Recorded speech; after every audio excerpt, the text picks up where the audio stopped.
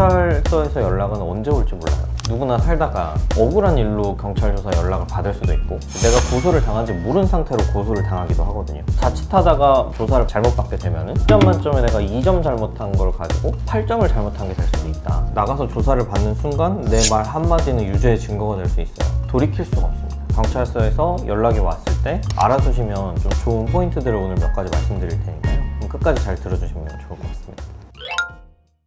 변호사님, 그 경찰 조사 받을 때 잘 받고 못 받고에 따라서 결과가 좀 달라지나요? 크게 달라질 수 있습니다. 깜빵을 가냐 안 가냐 그 기로에 있는 사건들은 특히나 더 그렇고요. 그러면 이 잘 받고 못 받고에 따라서 유죄가 될 수 있고 무죄가 될 수 있다고 말씀하시는 거예요? 맞습니다. 조사를 잘 받고 못 받고에 따라서 유죄와 무죄의 그 중간 기로에 있는 사건들은 어느 방향으로도 흘러갈 수 있다는 거죠. 근데 경찰 조사 이 보통 사람이 좀 받을 일이 별로 없지 않나요? 대부분 평생 가도 경찰 조사나 수사기관으로부터 연락을 한 번도 안 받고 그냥 평탄하게 살아가시는 분들이 대부분입니다. 그러나 경찰서에서 연락은 언제 올지 몰라요. 누구나 살다가 억울한 일로 경찰 조사 연락을 받을 수도 있고, 내가 고소를 당한지 모르는 상태로 고소를 당하기도 하거든요. 대부분 준비가 안 된 상태에서 연락을 받기 때문에 그때 가장 큰 문제가 되는 거거든요. 경찰서에서 연락이 왔을 때 알아두시면 좀 좋은 포인트들을 오늘 몇 가지 말씀드릴 테니까요. 끝까지 잘 들어주시면 좋을 것 같습니다.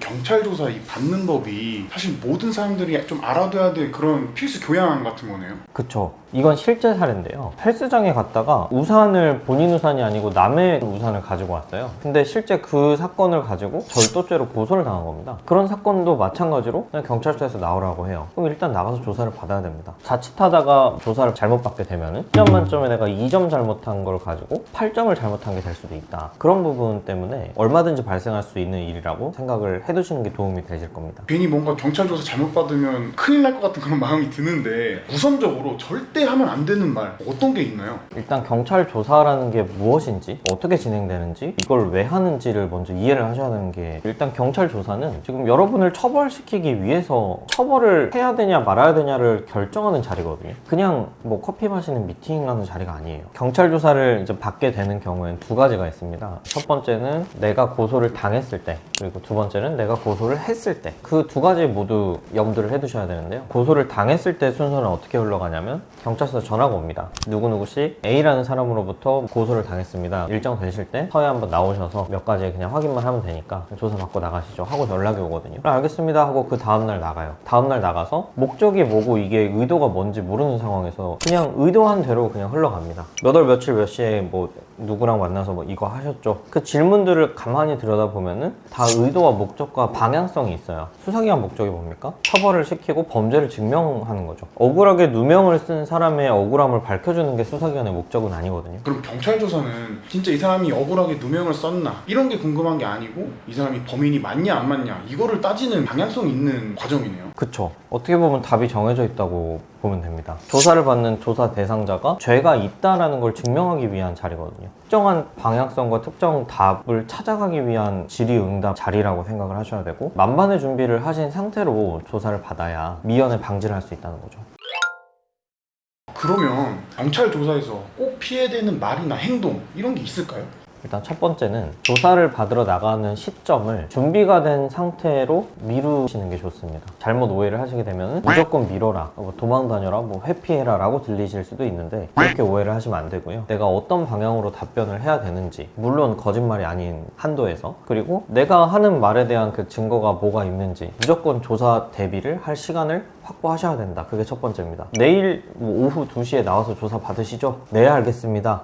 절대 하시면 안 되고요. 그러면 경찰서에서 전화가 오면 보통 날짜를 타이트하게 잡아주나요? 맞습니다. 대부분 경찰 수사관님들도 한 달에도 뭐 수백 건의 조사를 하시는 분들이기 때문에 대부분 촉박하게 연락이 옵니다. 뭐 2주, 3주, 한 달 이렇게 여유 있게 미리 연락이 오는 경우는 굉장히 드물거든요. 촉박할 수밖에 없다.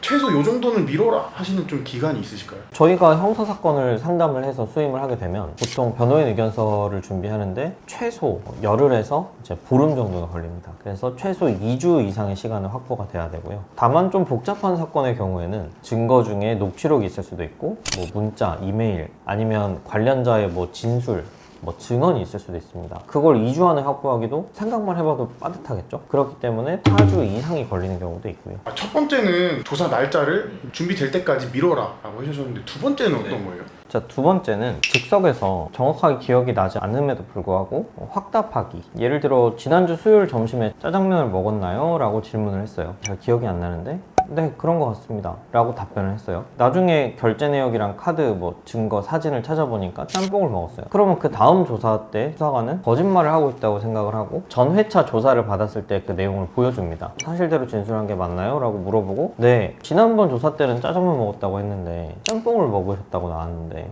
어떻게 된 건가요? 라고 물어봐요. 기억을 다시 해보니 짬뽕을 먹었네요. 실제 대부분 이렇게 진술이 번복됩니다. 그러면 뭐라고 얘기해도 안 믿습니다. 그럼 정확한 증거가 없는 말은 단 한마디도 못하게 된다는 거예요. 이제 사건의 난이도가 기하급수적으로 올라가는 거거든요. 기억이 정확하게 나건 안 나건 일단 디폴트로 꼭 기억하셔야 되는 거는 확인해 보고 답변 드리겠습니다. 마지막으로 하지 말아야 될 말이나 행동, 어떻게 보면 가장 중요한 건데요.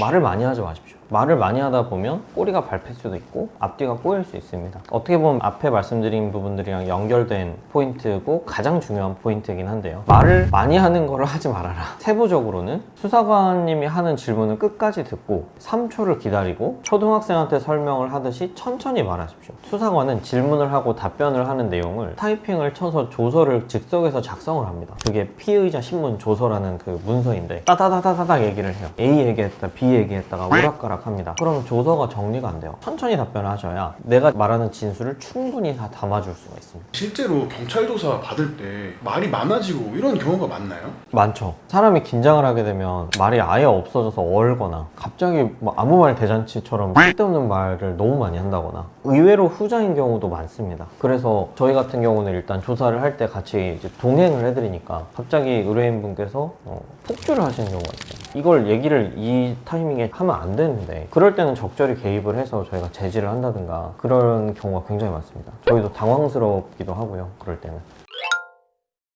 그러면 경찰 조사 받으러 갈 때 변호사님을 대동해서 가도 되는 건가요? 무조건 그렇게 같이 가셔야 됩니다. 왜냐면 앞서 말씀드렸던 것들을 혼자 준비를 완벽하게 할 수 있으면 혼자 가셔도 돼요. 관련된 사건의 스토리라인 정리, 그거에 맞는 증거자료 수집 분석 정리, 조사에서 이루어질 예상되는 질문에 대한 시뮬레이션, 이 세 가지가 준비가 된 상태에서 나가셔야 되는데 준비가 됐다 하더라도 난생 처음 경찰서라는 장소에 가게 된다면 당연히 긴장할 수밖에 없겠죠. 그리고 의자도 굉장히 딱딱하고 뭐 영화나 드라마에서 보던 삐그덕거리는 그런 의자에 앉아서 3시간씩 조사받습니다.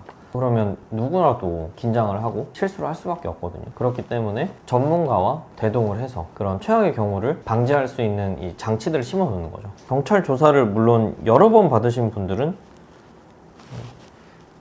혼자 가셔도 됩니다. 그래서 오늘 말씀드린 경찰 조사는 연습이 아닙니다. 나가서 조사를 받는 순간 내 말 한마디는 유죄의 증거가 될 수 있어요. 돌이킬 수가 없습니다. 그래서 한마디 한마디 시뮬레이션을 여러 번 하고 준비가 된 상태에서 조사를 받으실 것을 강력하게 권장드리고 싶습니다.